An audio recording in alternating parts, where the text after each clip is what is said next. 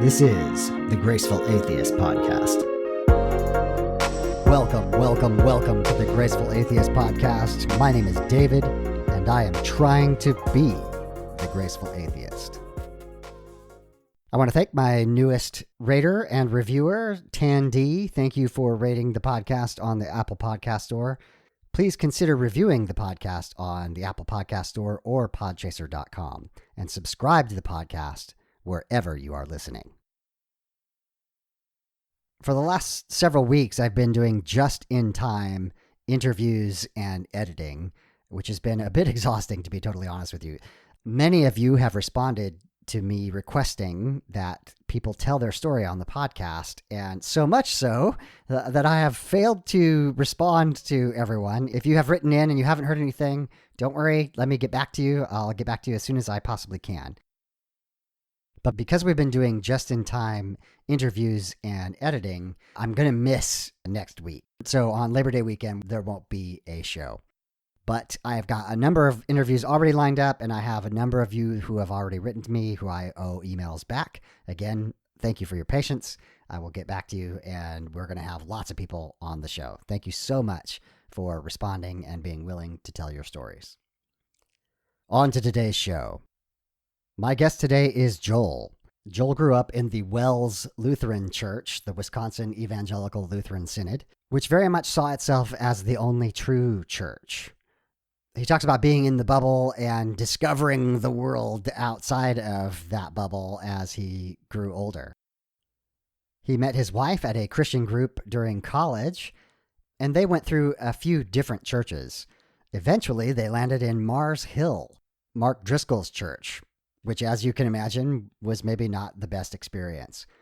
Joel began to question what he had been taught and deconstruct, and things began to unravel.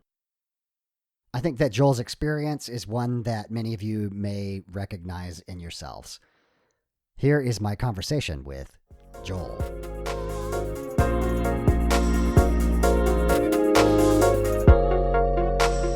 Joel, welcome to the Graceful Atheist Podcast. Well, thank you. I'm happy to be here. Yes, it's fantastic to have you on. So we're going to just jump immediately in and hear about your story. The question I always ask everyone is, what was it like for you growing up? What was your faith tradition growing up? Yeah, actually, for me, my growing up experience is pretty integral to everything, because I feel like I was basically from birth, I was in a Christian household, Christian life. In particular, I was in a very isolationist kind of world. I was up in Alaska, so already, Oh, wow. we were indoors a lot in the wintertime. And I went to a church that was part of the Wells Synod, so that's Wisconsin Evangelical Lutheran Synod. And one of the things about them is like they are so harshly like, we are the church. It's right. They kind of look at themselves as like the descendants of like all the true Christians that have ever been. And so, like, okay, yes, the original Christians became the Catholics. The Catholics, they lost their way. Martin Luther corrected them, and now here we are, Right. So they have all this like sense of tradition and everything, but then they're also like really, really harsh. Like all the other Christian religions, bad. They're, any televangelists or prosperity gospel, like bad. I mean, anything. And so that, as well as with me being homeschooled, I was just like in this real small bubble. And that really shaped a lot of what my experience was, because, here I'm thinking like God is everything, church is everything. This is my world. And it was just really, I mean, it set my expectations for like the rest of the world in a way that, I don't know, I constantly felt surprised, and, as I'm, growing up and learning about new things. Yeah. Yeah. And like the church itself was, for me growing up, it was okay because it was my social outlet, and potlucks were amazing. Sure. I still miss the potlucks from my church growing up. They did a really good job of celebrating holidays, and that was a lot of fun. It was just like and my pastor actually was like a real role model for me. He was someone who was very humble, very, likable, friendly, funny. And like, he would do stuff like, go to hospitals and like visit with people, and he wouldn't tell anybody about it. Like my parents got really close to him, but but he didn't tell anyone, and he just told them after like years of knowing them, and stuff like that. That really set me to be like, I kind of want to be like that person who's, kind and graceful, and like just uh, not thinking about themselves so much and just serving other people. Right. So that had a really good impact on my growing up. But I mean, it was still just the total isolation of it. Like at some point though, I did get to where I wanted to break out of that isolation, and I could really pinpoint it to a single moment, really. And if I could get the right calendar, I could probably tell you the exact minute that it happened. Okay. Because there Yeah. was a girl in the church Yeah. that I really liked, and she'd been going to a private Christian school, a private Lutheran school, and I'm still homeschooled. High school starts, that school isn't like a thing anymore. That they didn't go into high school, so she was going to a public high school. Right. And I'm like, I got to get to this public high school. Yes. Like there's this moment where she was in a circle and I was on the outside of it, and I was like, I have to do this. So I actually took a year to convince my parents to let me go to a public high school instead of homeschooling me all through Oh high wow. school. Okay. Yeah, and that it came down to me talking my mom into believing that if I went to a public high school, I wouldn't believe in evolution. Like that was the kind of the barrier for my parents. You were making that promise effectively. I was making that promise, and I totally believed it. I was like, Psh, I know that's fake. Whatever they can say whatever they want. I know the truth. That was very much like I felt very confident about that, and so, but I knew that I was kind of different, and so I actually worked really hard to like make myself more of the world, as you might say. Like I would. I didn't know any better. I would just watch VH1 and MTV to like get myself ready for high school life. But it was, of course, all totally different. I did like when I was actually in high school, I would be walking home from the bus and I'd be like cussing, just to practice because I'd never done it before. I love it. So I really wanted to like get there, get out of this bubble that I was in, and I Yeah. think I did a pretty good job. I would sometimes laugh with people like after this high school experience, I felt pretty well adjusted to the not being the homeschooler anymore. Okay. But there's often a time when you meet someone and you'd be like, they're kind of off. And then you learn that they're homeschooled. And then there's like, oh, this explains it. And I was able to get out of that. Like people just didn't go, oh, when they met me finally. And I was really happy about that. Yes. That's awesome. The idea of this being the church, there's a great meme out there that I might have to dig up for this episode of, basically this branching tree, just as you described, right? And, and at the end, there's, thousands of leaves at the end of that branching tree. And it's like, we're the only church. That's what it Right. reminds me of. And I think that is such a common experience, especially maybe in a smaller town where, they just believe that we are the church. Right. And there's a joke that I heard a long time ago. I don't know the whole thing, but the punchline which stood out to me was like, there's someone who's like going through heaven, being introduced to all the different Christian groups, but then they have to be like really quiet around the Lutherans. They're like, shh, they don't know anyone else is here. They think they're the only ones. And I was like, oh yeah, that sounds like my church. That's great. So when you were making that decision to go to the public high school, was there anything shocking when you went to the public school? The shocking thing was how normal it was, because like in addition to being like, very Christian, it was also a pretty conservative household. So I heard all these horror stories about, oh, you go to school, you're going to get beat up and it's going to be awful. And it was like, no, like I lucked out where the first classroom I sat next to people that became like my friends through college. Oh, wow. Okay. And it was, and they were super nerds like me. Like we bonded over Ultima Online. And it was so strange that it was so normal because I had this vision of like the world outside as like a very dangerous, scary place. In the church, you're safe. That's and so that was pretty surprising to me. Okay. We've hinted here about evolution. Were the biology classes an issue at all? Oh no, not at all. And it's hit or miss with teachers. My biology teacher was the football coach. I mean, we didn't learn much about evolution, so Okay. so it wasn't really an issue. The learning that kind of stuff, it didn't really get to me. And I'm not a science person. Like I mean, I enjoy learning about science, but I was not like a good science student. That was like my one hamstring. I'm pretty smart, good at math, when I work at it, good at history, all this stuff. But science, I was just like, I don't get this. Okay. Okay. So later on, it kind of becomes a thing. So because now that I'm in public school, I'm going to go to a college. I'm gonna have that experience, and that's kind of the next step where I go to a college out of state. So it's far away from family. Okay. I'm completely on my own for the first time.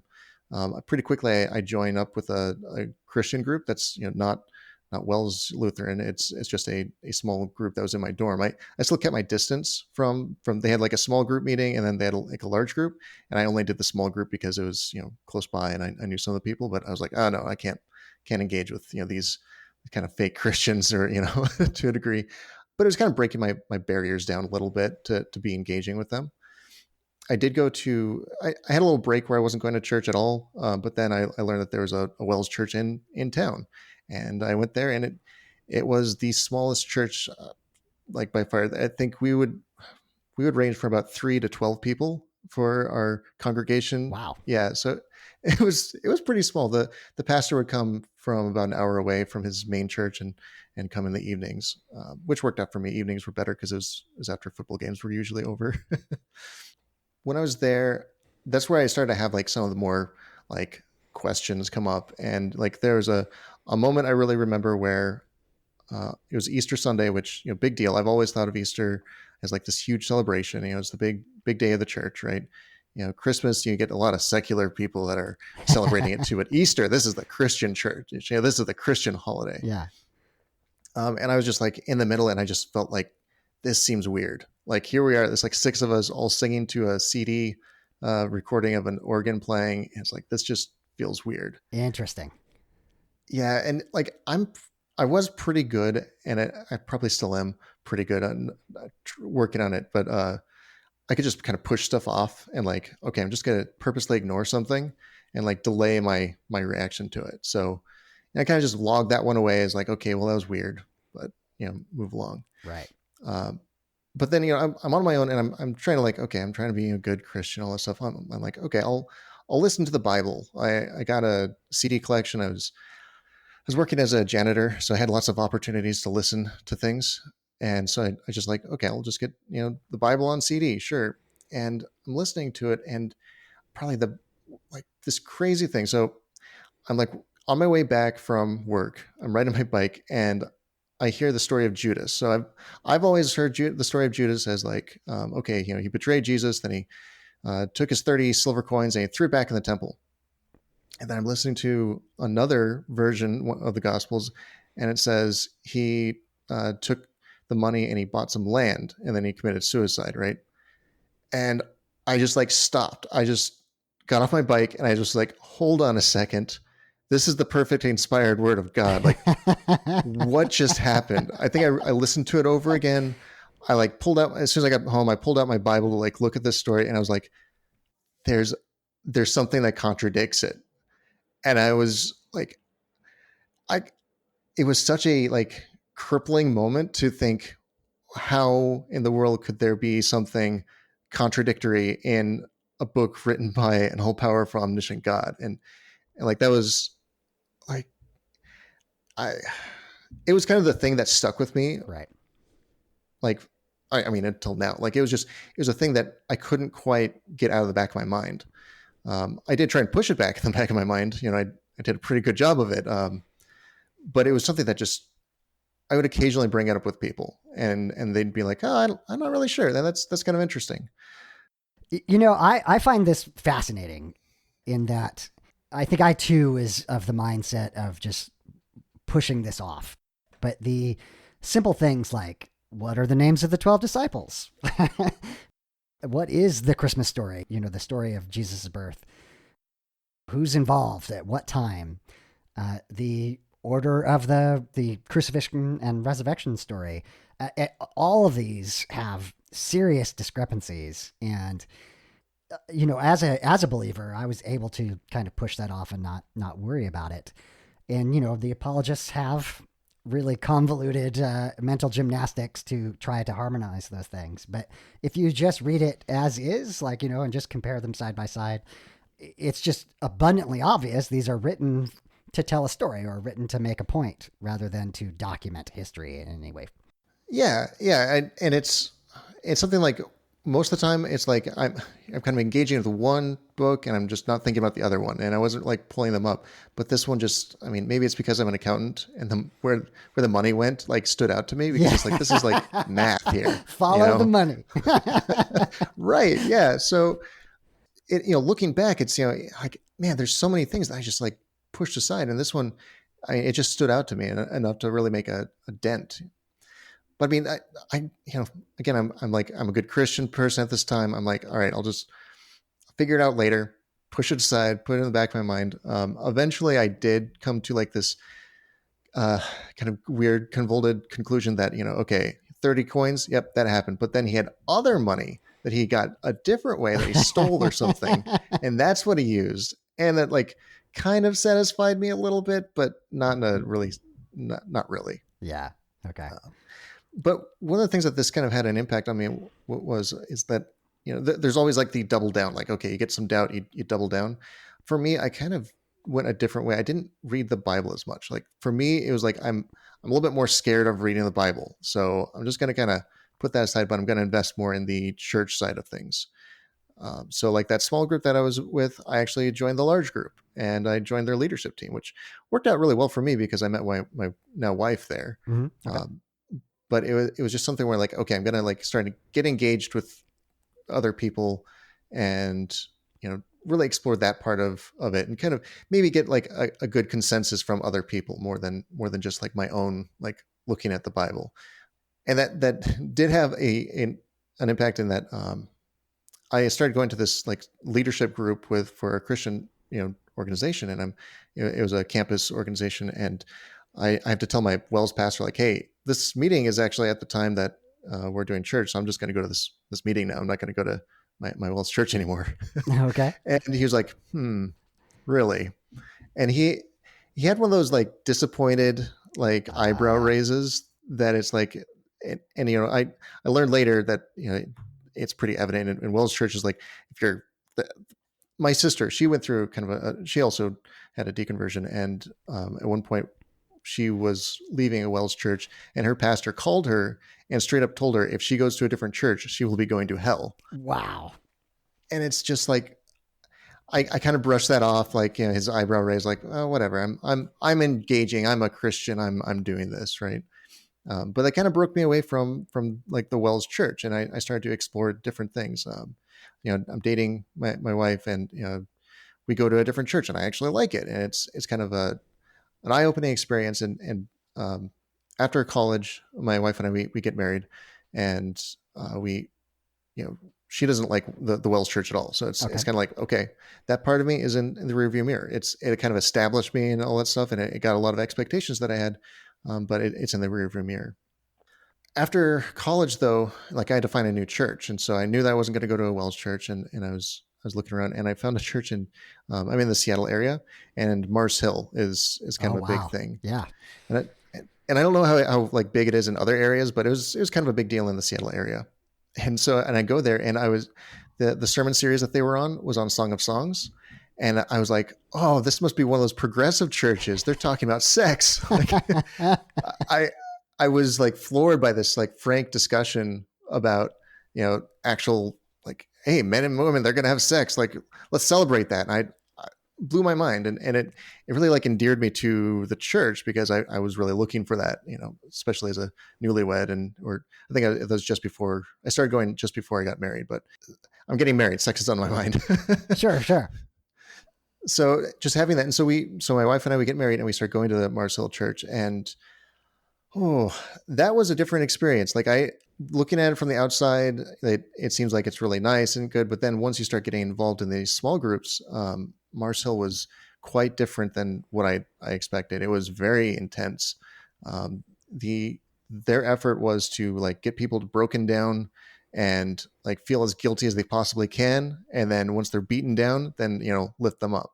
sometimes that involved like, they had the special course where they would just yell at you like until you figured Wow. out what sin you're harboring, and like, okay, expose it, and then you can be forgiven for it, right? Right. And it was so uncomfortable, and it was something that, to that point I'd always kind of had a like soft relationship with it, but here's like, like with my church, and just like this, like, okay, yes, sin, whatever, and here's like, oh, sin is the worst, and you're going to go to hell unless you confess it, and Yeah. I I couldn't, like, it made me really uncomfortable. I stopped wanting to go to like the small groups, and I started like having kind of like serious questions, and the Judas thing comes up, and I think there were some other things that were kind of bugging me then, and about like doctrine and stuff. And it's at this point that like I'm talking with my wife, and she kind of said like, I'm not equipped for this. Like, you're asking questions that I don't have the answer for, so you've got to like talk to someone else. And I was like, okay, and that's fair, because she wasn't like a scholar or anything like that. There were Sure. lots of people with lots of knowledge, but that kind of made it so that what happened afterwards was kind of my own thing, and I wasn't really sharing it so much with my wife, because she kind of been like, you've got to deal with that. Like, that's your thing. I'm not equipped for it. She I didn't talk to other people though, because like this church like really built this like distrust. I didn't feel like I had a sense that the people I was talking with would be anything other than like a professional courtesy kind of relationship. Like, they're going to do it. They're going to listen to me, and then they're going to like look it up in the Bible, and they're going to look at their training or whatever. And that's how they're going to address me. They're not going to get me, who can actually like express real concern.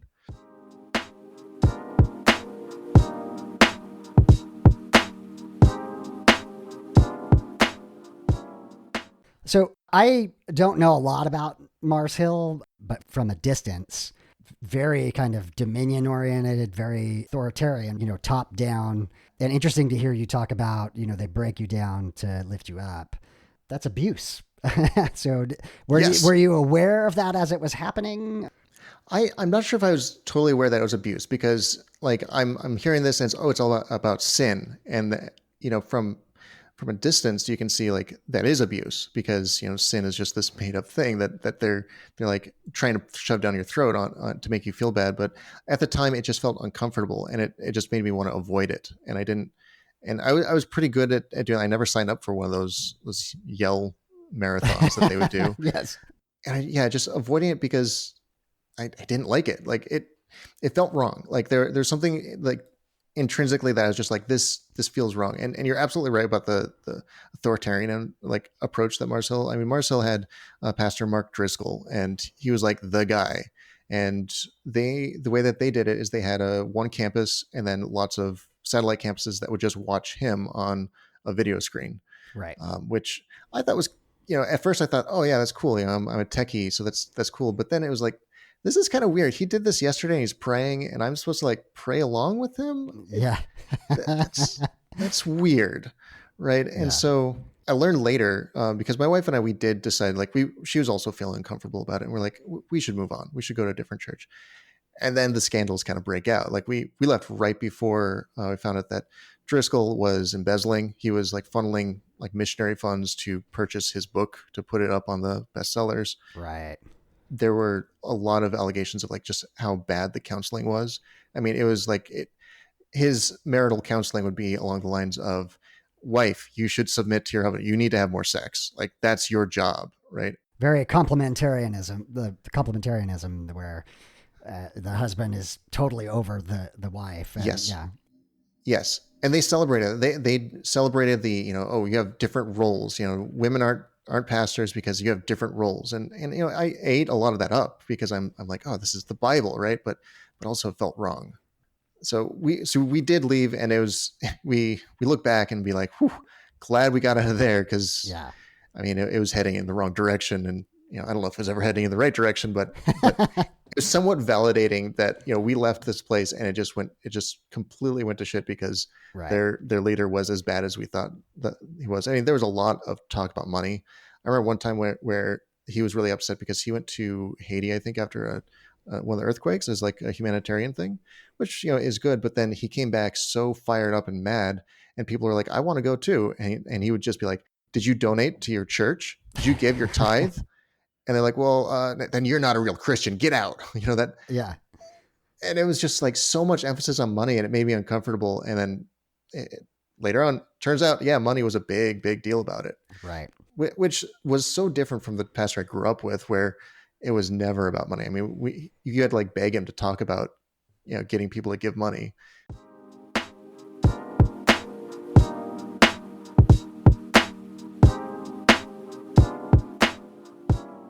But my wife and I, after that, we did do some church hunting, and it was an interesting experience to go and just see like, hey, this is the church full of completely old people. Like Yes. here we are, like 20-year-olds and or 25-year-olds, and we're like this. I think we're about 50 years younger than everyone here. Yeah, and we planned on starting a family and everything, so we had to find a right church for us. We did find a place that we liked, and we joined their small group. And it seemed like, okay, we're kind of turning the corner on things. And for me, I was probably happier. Well, I was definitely happier there that we weren't going to Marcel anymore. And like, I kind of set aside a lot of these doubts and stuff. And a lot of it kind of went back to like, oh, is that just Mars Hill? Or is that me actually having doubts? But then once we started getting involved in the groups, little things just kind of crept up again. One of the ones that really frustrated me. So David and Bathsheba. Mm-hmm. Yeah, super famous story, right? Yes. Everyone always focuses on the sex part, like the adultery part. And I read this, I'm like, okay, so it's pretty clear he was doing this a lot. And the punishment was for murder, not for adultery.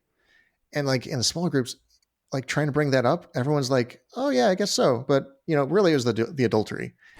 And it like, but no, I mean, it was so annoying. That story is absolutely about abuse of power.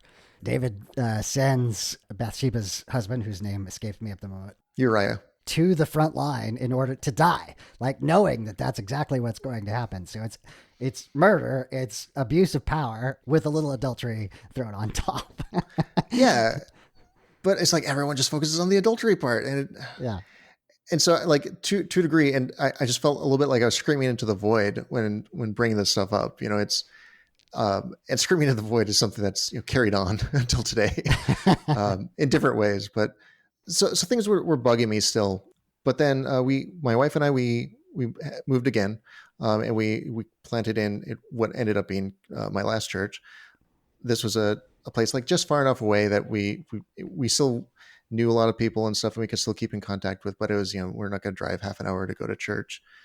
So we got this new place, and I love the pastor. He was really eloquent. He'd been there for a long time, and he had a way of just like speaking to me that really like made sense. One of the things I remember was the subject of homosexuality, which for me I was always like, well, the Bible says it's bad, so it's bad, right? But I started like not want to be angry at homosexuals or anything like that at this point, right? And he had a way of just dancing around it. So I was like, okay, yeah, it's the sin. Like it's just the sin. It's just like any other sin. I get this. He's just talking about, or the Bible's just talking about the sin, but the people are fine. Like, okay, I get this. This guy gets me, right? And that satisfied me for a little while. But then we moved a little bit to a satellite campus, so we stopped going to the main one, and I started to kind of change a little bit, not just in the church, but like I myself started to change. I started to be a little bit more like compassionate to people I didn't know. I felt a little bit more exposed to other people in in the world at large. Okay. And like some of the ways that I was reading the Bible just started to bug me, continued to bug me more and more. But one of the things that just got me was just the treatment of sex, like in the Bible, or not really in the Bible, even in the church. Right. Whether they're talking about like masturbation, porn is like the destroyer of men, or if they're talking about like virginity and how prized it is, but really the kind of the demonization of homosexuality. And like I'm reading the same Bible and I don't see this emphasis on sex. I see Samson having sex with prostitutes regularly. I Yes. see, David, like he slept with a bunch of women, and Solomon, geez, how many concubines did he have? Right. Which, I mean, Solomon always bugged me. Kind of a side note, Solomon, how did he get 3 books in the Bible? He did evil in the eyes of the Lord, but here he is, having a book about marriage when he has, hundreds and thousands of women. And this like all this emphasis on sex though in the church, just I wasn't satisfied with it at all. I really started to bristle at it. Sex before marriage and things like that. I didn't see that as the wrong that everyone seems to think it is. Right. And growing up, certainly, like I was one of those families where, like, oh man, someone's starting to take off their clothes, like, shut it off, turn it off, we're done, right? Yeah. But then it's like, oh, we got the guns, here, blow up these people, headshots, like, whatever, it's fine. Yes. It was something where violence is okay, but sex is not, and I think that in some ways, plays out with how the church reads the Bible. Like, oh yeah, kill all the Israelites doing all their fighting and everything like that. Swing away, that Right. it's good. Kill them as many as you can. But then, the sex, big bad. Yeah, I noticed that too. I came to Christianity in my late teens, and of course, I was sex obsessed as a teenager, and I noticed that every other sin was like paled in comparison, right? Right. But if it was related to sex in one way or another, whether it was homosexuality or sex before marriage or some deviation from whatever they termed the norm, that was the worst thing that you could possibly do. Right. And that didn't make sense to me. Like it really didn't. It seemed like abuse should be worse, but yes, you would think. Right. You would think.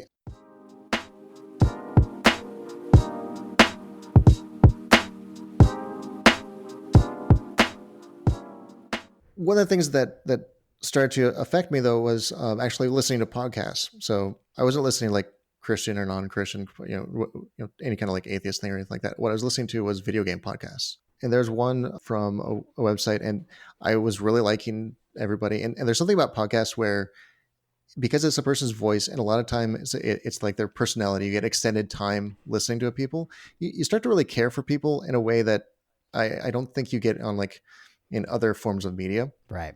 Even though, you're not friends with them, you still care for them almost like as if you are a friend to them.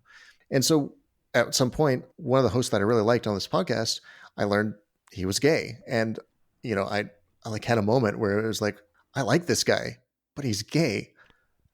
I think I'm okay with that. And I kind of like, okay, well, this is a blip. Most homosexuals are weird or something like that. I not have been exposed to gay people. And part of that was me. I just would like avoid it. But listening to the podcast, I was like, I don't have a problem with this person. Like, I really like this person. And like listening to some other, another podcast that I listened to, there was someone who had always been like my guy because he was a Seattle guy on the podcast. And he was talking about he found out that he was just doing like an update on his life. And he found out that his niece or nephew or something came out as gay, and he was like super happy about it. And like, I had to like take a moment to be like, this person that I like is happy that someone's gay. And that I had to like really challenge myself on that. And I'm like, I think I'm okay with that. And then another podcast where it's that same guy and another person who's also gay. And I'm like, I like this person as they are. I don't need them to not be gay. I just love them anyways. Like, they're fantastic. I don't want them to change. And I grew frustrated that the church was not like that. You're recognizing their humanity, right? Yeah. You recognize that this is a fully autonomous human being who has good attributes and bad attributes, and you can't just make them a one attribute, paper thin person. They happen to be gay, but you're seeing all of their humanity, and it's hard to hate that kind of person. Absolutely. I was so happy to like hear from these people, and like, you're right. It's the whole humanity, and I didn't want them to change. I didn't want them to not be gay. And, this was a pretty big deal to me to just like have this like kind of anti-Christian view on something is what I kind of viewed it as, because there's verses where it's like homosexuality, it's like one of the listed things to not do. And here I am like being okay with it. But I also started to like really open my eyes to like women's rights and women's roles. And like the little pieces in the Bible where it places men above women, and like the language is there. And I'm sure I'm reading a translation and all that stuff, but I got kind of tired of that's just a mistranslation. That's not what the original Greek says or the original Hebrew says. I got really tired of that as a reason to kind of dismiss some of the language that we get in the Bible. Part of that was just me being defiant. Like, it's from an all powerful God. Of course they knew that it would be translated. Like, that's how they wrote it. Right. Right. And that there was like a time where I listened to a sermon, and they talked about, there's some verse that mentioned women as the weaker vessel, and they, like, side note, he's just talking about their physical like attributes, and I was like, is that really what it is? Because I like look up the word, and like that's not, it's not talking about physical attributes. It's talking about like grace holding or something like that, and it really bugged me because I was like, I like women. I think they're amazing. I think there's nothing about any of my interactions that makes me think that men are in any way superior to women.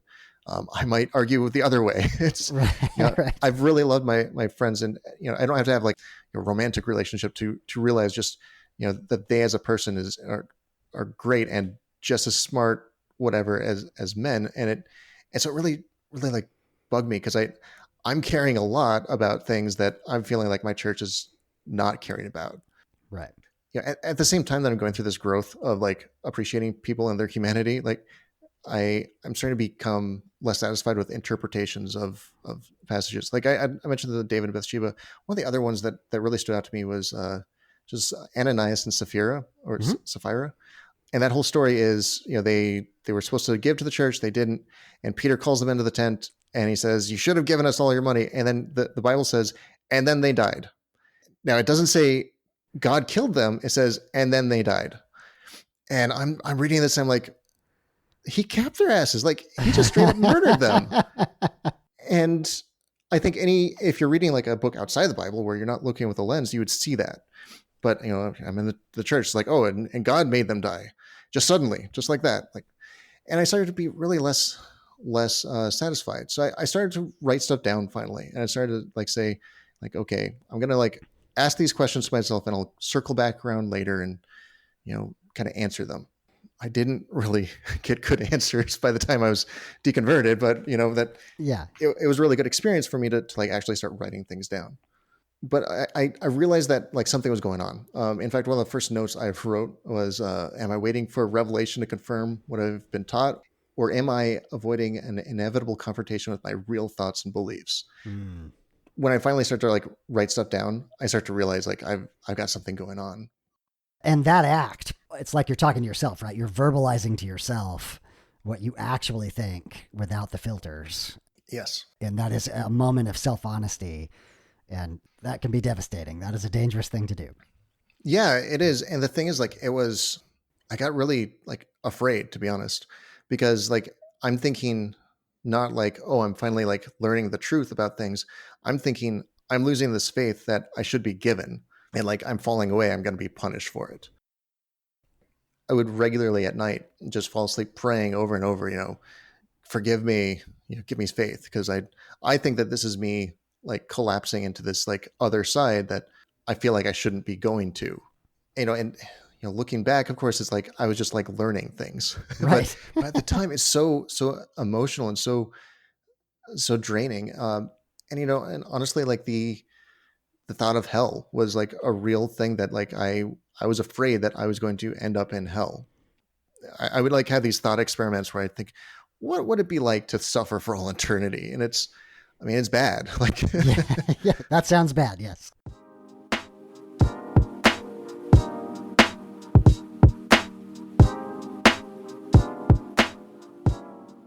with all these like doubts and stuff like that, this like change that I'm going over, I still am able to pretty well like push it aside. Like I have these questions, but I'm like, all right, I'm just gonna shove them in the closet because I don't want them to get out. I'm feeling really fearful, and I had some things that really made me think I've got proof. Like I've got God on my side because look at what happens. Like there was a time where I was out of money. I'm paying for my rent with my credit card, and I just wake up early, and there's a posting for a job like an hour before I get it that day.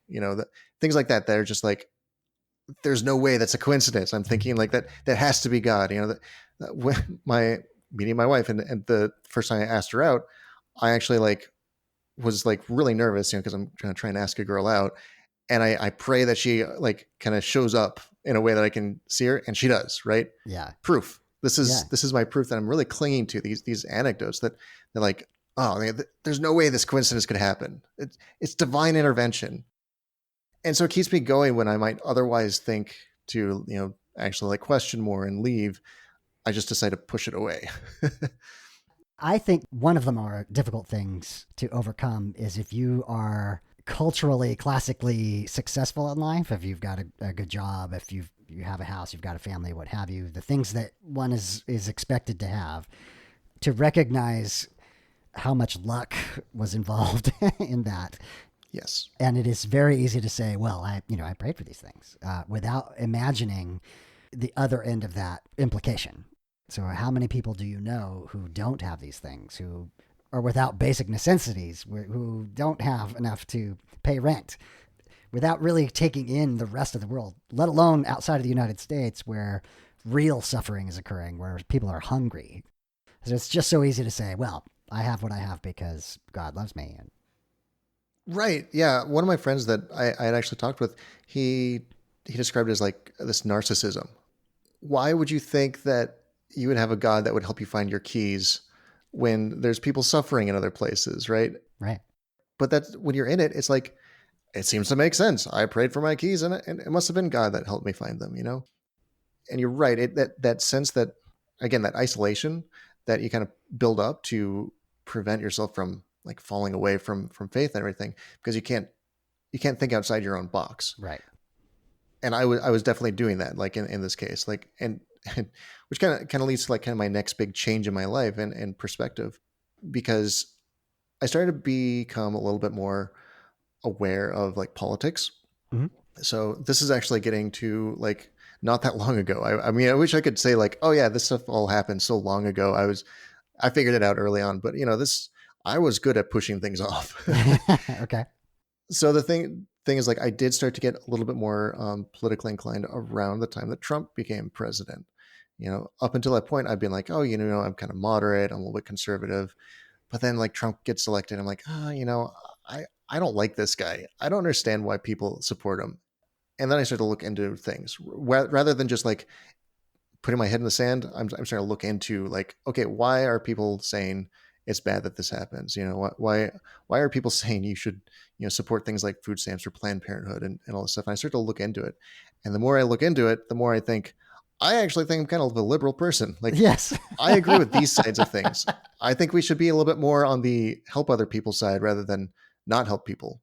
People don't really appreciate like that. I mean, the role of government and just how much of an impact it has. And I grew up thinking, okay, these people are just a bunch of liberals. They're there to deceive you, to take your money.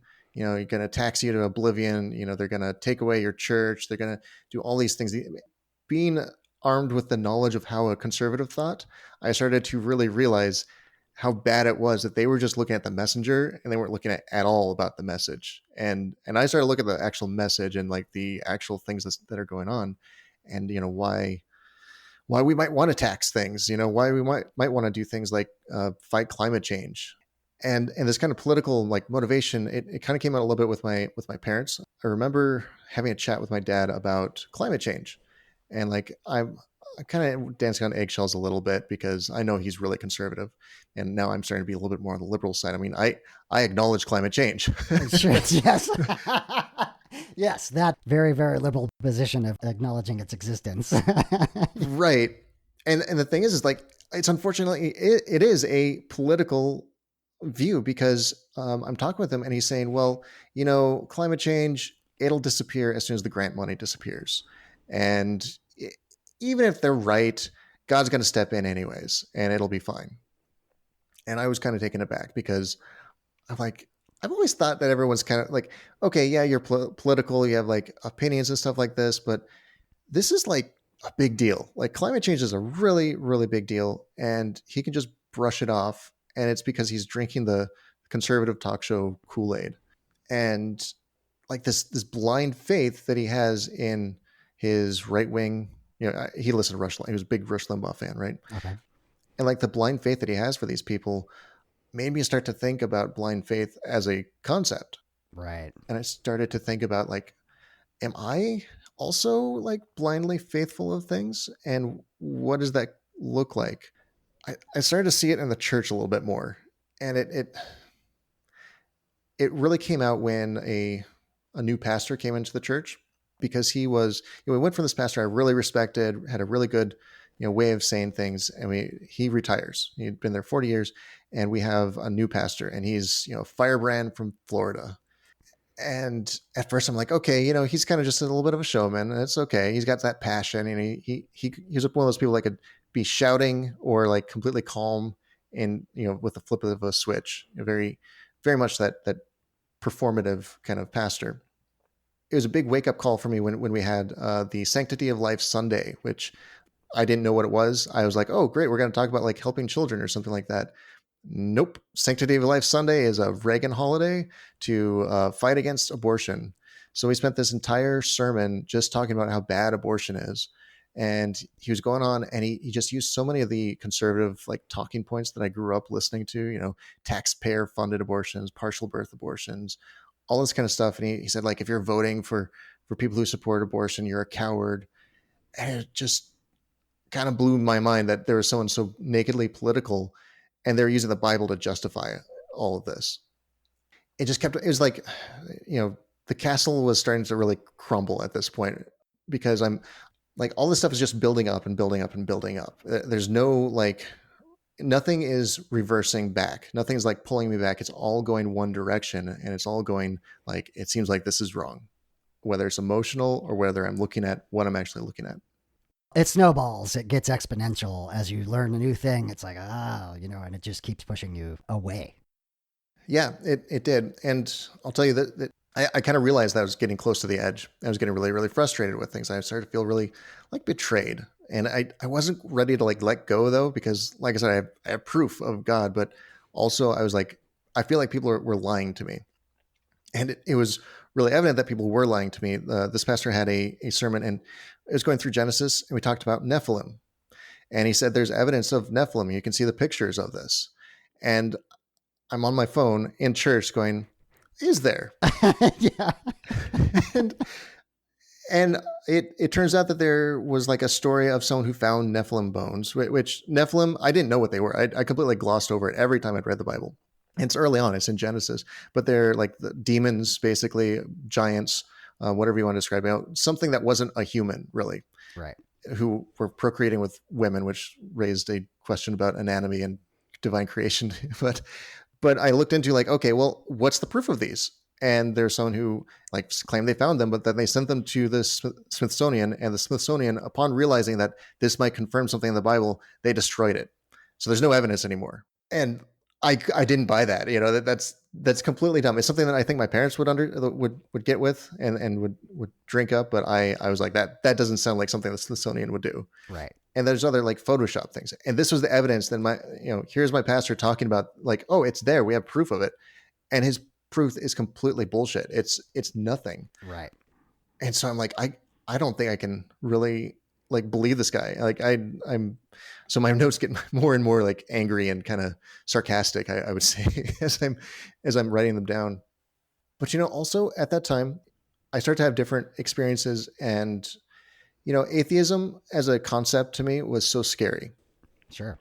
I remember looking on the politics subreddit, and it suggested, hey, you like politics, you should try the atheism subreddit. I basically threw my phone away. I was like, I'm not an atheist. What is this? Right? Get behind me, Satan. Right. But then I start to kind of see things a little bit differently. And an amazing thing was the black hole. So back when, I think it's like early 2019, they had a picture of a black hole. I was like, this seems like a pretty big deal, but why is it a big deal? And I started to look at it, and like the idea that we have basically visual proof that time can be manipulated, it completely blew my mind. And it kind of changed my outlook of what I expect of like this, continuous storyline of creation from God. Because yeah, but like, okay, time is different here. Like time isn't even time itself isn't changing in a black hole. Like how does that relate? And I found it really fascinating and honestly like amazing and wonderful and inspiring to know this stuff. Yeah. And I didn't think about it as like God revealing something. It was like a whole separate thing. And it may be like one of the first times where I was looking at the other side of things and seeing like something other than like this fear of atheism and like this fear of a godless world, like, and actually seeing like wonder and amazing things. Right.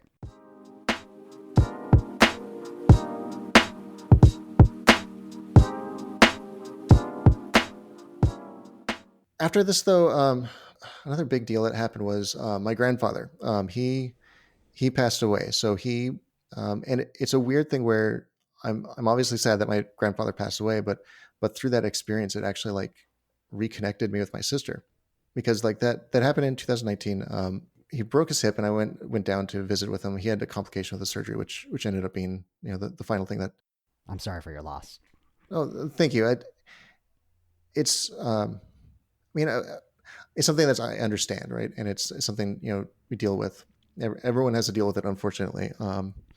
For me, though, it was, I go there, and I'm at a time, a point in my life where I can actually afford to go down and visit. I had other grandparents that I couldn't go down and visit because they're in a different state. And getting down there was harder than it probably harder than it should have been. But I'm able to visit with them, and I'm staying with my sister, and we really reconnect. Like for a long time, we were just like texting like probably just a few times a year, I would say. Like, oh, hey, what's up? Oh, I'm dating someone. Okay, cool.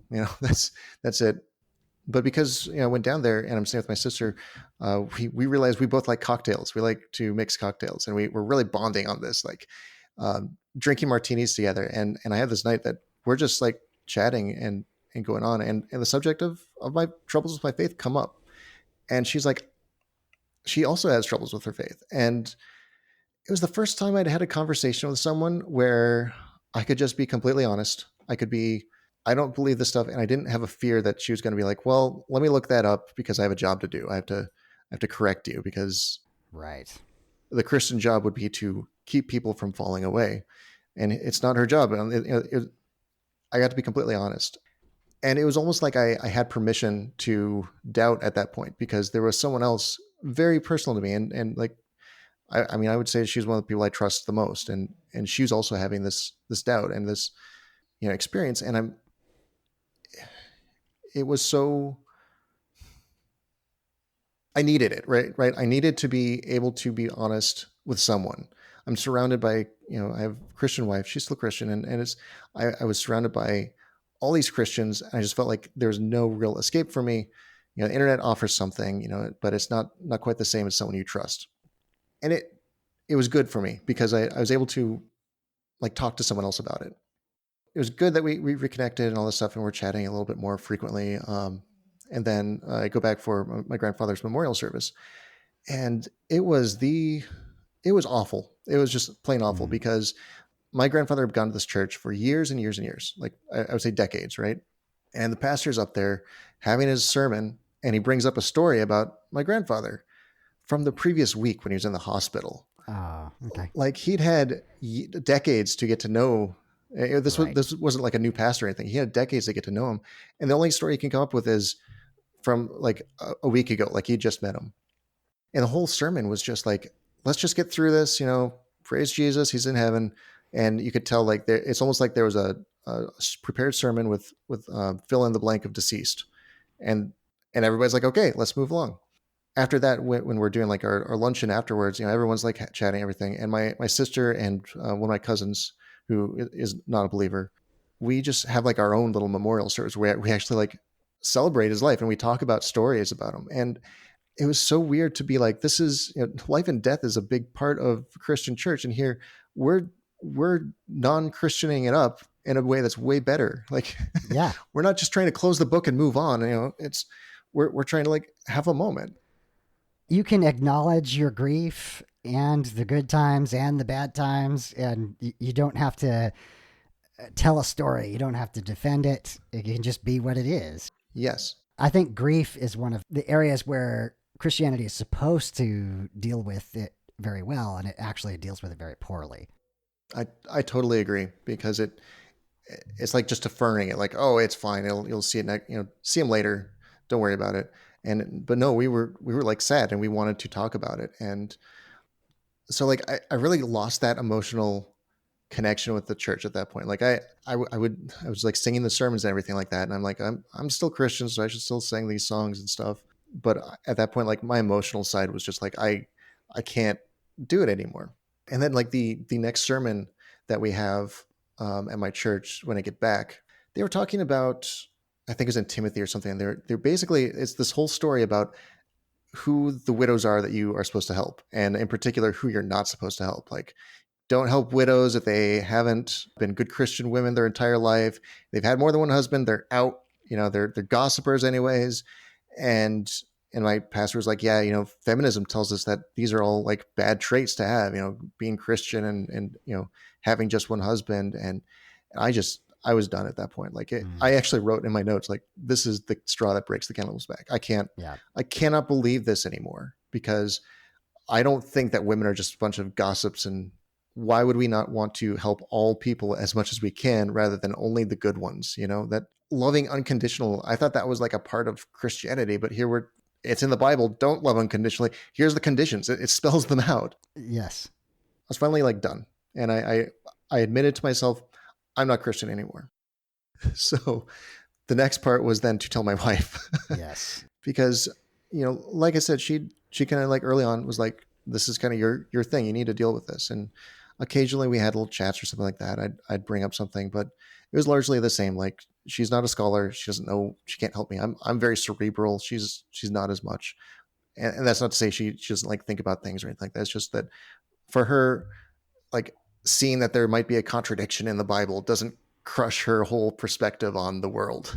Right. Whereas for me, I'm like, this has to make sense. This has to be logical, because if this isn't logical, then that's not logical. And Yeah. so unfortunately it kind of came as a surprise to her. And I knew it was going to be a bit of a surprise. I don't know if it was a full surprise. Like, she might've suspected something was going on, but I started like, okay, I got to like research how to do this.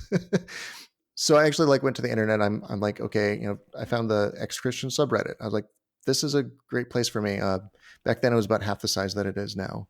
And like, I had lots of stories, and people would talk about like, how do I tell my wife? And just about all of them were like, rip the Band-Aid off. And, I know this is like something that you've gone through as well, but like, I'm thinking like, this is really important to her. Is she going to divorce me? Is that, Yeah. this is a really real thing. But I'm like, I just have to do it. So there was like a little 1 week gap from when I've kind of declared to myself I'm not Christian anymore, where I'm like, okay, I gotta talk with her. And so I just sit her down and like tell her I'm not Christian and I'm tired of hiding. And it was pretty emotional. And I think in the moment she was listening to me and very compassionate about it. And then after that, she was a bit angry. Sure. Yeah. And I was like, I totally understood her being really angry. And I actually like told her like, I get that this is probably a surprise to you, and go talk to friends, talk to whoever you need. Like, you don't have to like keep this a secret. If anyone wants to talk to me, I'm willing to talk to them. All this. And it was like a week later where we had a little more serious chat, and she was pretty angry with me and pretty emotional about it. And I actually was like, okay, well, what can I do? And like, she's like, why? And so I like spent the next week writing a 4-point essay about it and everything like that to try and communicate it. And we agreed to like, okay, we'll just have check-ins. She told me like, thankfully, I think very early on, like, I'm not going to divorce you. So, and that was, Right. a big, Yay. yeah, I know, it was a big relief, because, we always been Christian, and that was like, we met in a Christian group and everything. So her saying that was a big relief. But we started like work through it and work it out. We had weekly chats where we'd talk about it, and then eventually over time that kind of faded away. Yet at the same time, like, it's here, I'm seeing like my wife going through this really bad time, because her husband like is no longer of the same faith as her. And I'm like feeling this absolute joy, because I'm like, Right. the shackles are off. I can actually like look at whatever I want to look at. I can learn about evolution as much as I want. I don't have to in any way think that homosexuality is bad. I can fully support this stuff, and I'm totally happy. Like, Right. it's like I had to hide my happy face whenever I'm my wife, and it was really weird, but it was like, it was my honest feelings. I had a really great friend, I still do, who we were able to just like chat at lunch, and I was like, all right, so here's the deal. Like, and I told him about it, and he's one of those people that I don't know exactly where he fits on this face spectrum, but he likes you whatever you are. Like, Yeah. and I loved it, and he was right there for like, yeah, you make a lot of sense. That's great. Good for you. And I was able to share my joy a lot with him, and I really appreciated that I could do that. We were fortunately like really close. Our workplaces were close, so we'd take like lunch breaks and we'd chat. I would chat his ear off. And I took a little bit of time to like do a little bit of learning about things. I actually picked up a book about the history of the Christian church to kind of like do away with the shadows. Like, it's weird how quickly my lens perspective change happened, and just like once I started looking at other people's deconversion story, and just how like I can see all these things that are wrong with Christianity that I couldn't see before, and like I can relate to these people so much, and I didn't even like realize I related to them so much. I think what people who are on the other side of this faith question don't realize is that we're not talking about being hypercritical. We're not talking about attacking Christianity. We're talking about acknowledging things as they are. And when you cross that barrier, suddenly it literally is like having scales fall from your eyes, right? You're suddenly able to see without a filter, without having to defend a particular position, things as they are. Yes, and absolutely. And the things like truth is really important to me, and like facts. Like, another reason I've swung to the liberal side of things, right? It's like facts matter, right? That I don't like it when people lie, and here I'm just like, I just want to know the truth. Like, and okay, a lot of people have said this. Like, if God were to come down and be like, no, you were wrong, it actually is Christianity, I'd be like, oh, okay, well, I want to be right, so Yeah, if you could prove that, yeah, absolutely. yeah. Right, I'm here for it, all ears. But truth really does matter, and so learning all this stuff and like being able to stop looking at with this filter of like, how do I make this fit, and just being like, this is what it is. It's a really good transition, and it's certainly something I didn't expect. Like, I didn't really know what to expect being an atheist, or Yeah. I guess I'd call myself agnostic atheist or something like that. I'm not really good at definitions. I just know that not Christian. Yeah. I think it's important for you, though, to express what you have here about the kind of a joy almost of a sense of freedom, of you use the terms the dropping of shackles or the loosening of shackles. Like, there's literally a positive emotional response that you could not have anticipated prior to making that change. Yeah, it was amazing, and I had an old Christian friend of mine reach out to, well, kind of a complicated way, but he emailed me, right, and he's like, oh, I heard you had a change of faith. Can you talk about that? And like, I said something, and he responded back, and I explained to him that there's like this joy on the this deconverted side, and I likened it to like a play, right? Like that your kids put on, right? Now, if your kids put on a play and you have someone, you're like dictating the script, and you're having them put all the pieces together, and you're doing all that stuff, it's pretty cool that happens, right? But then what if they just came up with it all on their own, and there is no you guiding them, there is no like master plan, it's just your kids coming up with it? And that's like life that I can look at now, right? It's not like it's some orchestrated plan, it's just, look how amazing it is, like, Right. that it works. And Yeah. sometimes you think it shouldn't, but it does, and it's amazing. It's more amazing to me. So One last thing here, I just want to talk about. You mentioned the wonder of it all. I think one of the sources for me that captures that so well is Carl Sagan. Just like you said, you as a Christian, you think, well, science is going to be boring and reductive, and yet there's this amazing sense of discovery, of searching for the truth, working to find the truth, and being willing to find that, whatever it is. And then this amazing sense of wonder at nature as it is, without those filters. So I think that's really important as well. Joel, I want to give you an opportunity to just shout out, any resources that were helpful for you that you would recommend to people that are kind of in those early stages of beginning to be honest with themselves. let's see, if people are like just kind of beginning on that stuff, honestly, I would say like those ex-Christian subreddits, like those, hearing people's stories, I think it's hard to look past some of that stuff. And I wish I'd really looked at those things beforehand. I'm kind of on that. Didn't really have any resources. This was very much like a battle that I had within myself, Sure. and just like using the Bible as like, do I believe this or not? So like the process of that, it's almost like the better resources that I found were the post conversion, like the landing afterwards, because I went and kind of like just jumping, like I have no idea where I'm going to go, and so like the just being able to read stories, podcasts. I love podcasts. I love listening to those. One that's unfortunately done, but it still has a lot of episodes, is the Born Again podcast. Hmm. I think that one was really good because it was a good conversation and just kind of hearing that. For me as well, like I did needed to kind of have an experience of looking at the Bible and seeing some of the absurdity of it. And Right. so like I went to like a YouTube channel. It was Dark Matter 2525, which does like kind of a comic approach to it.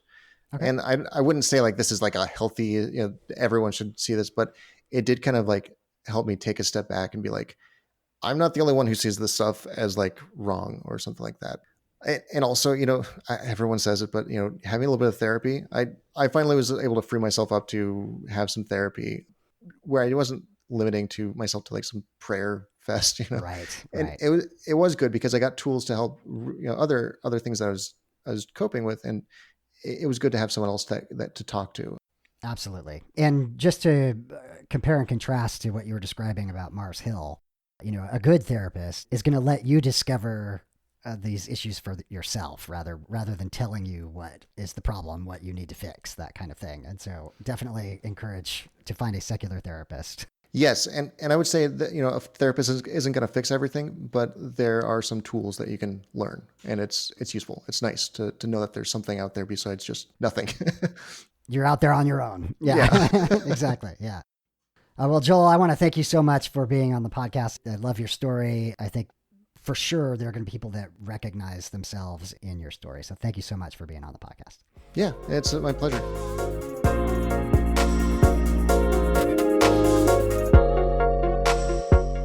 Final thoughts on the episode. Well, I think that Joel's story is really a common one. Growing up in a church that thinks that they are the only one true church, having that process of discovery of the bubble that you have lived in doesn't represent the entire world. His story is so common of recognizing the humanity of the LGBTQ community, the full autonomy of women, the fullness of the roles of women, and the limitations that the churches put on them. I also thought it was fascinating that part of his deconversion was about recognizing the inconsistencies within Scripture. On this side of deconversion, that seems so obvious. It seems so apparent and in your face, but I remember being able, as he said, to push these things off, to ignore the differences. And that ultimately led to the loss of faith. One of his quotes, "I am waiting for revelation to confirm what I've been taught, or am I avoiding an inevitable confrontation with my real thoughts and beliefs?" I love that line. I appreciated the way that Joel talked about being honest with himself and feeling joy even when it was an emotional process, feeling like the shackles had fallen off. I want to thank Joel for being on the podcast and for sharing his story with such honesty and integrity. Thank you, Joel. I think many people will relate to your story. As I mentioned, I think we're going to take a break for the Labor Day weekend, so please listen for us in 2 weeks. Again, thank you so much for responding to my request for guests. My apologies again for being late. I will be responding to those emails, so please be patient with me. Thank you again for supporting the podcast by responding to the needs of the podcast. So we will have a number of Deconversion Anonymous episodes in the near future. Until then, my name is David, and I am trying to be the graceful atheist. Join me and be graceful human beings.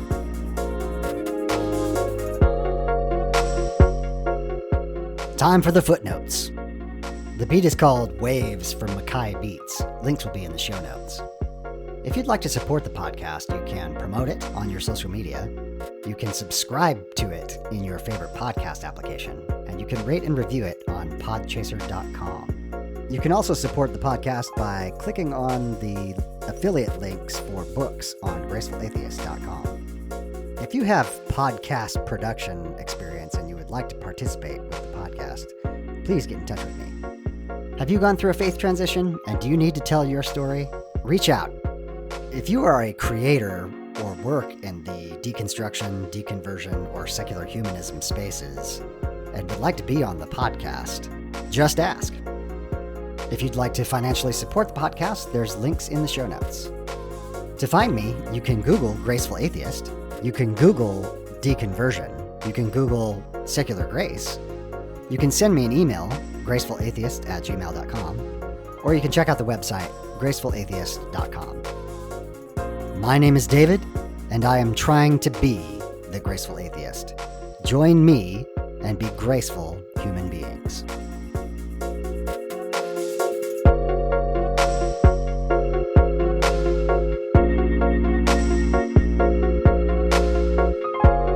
This has been the Graceful Atheist Podcast.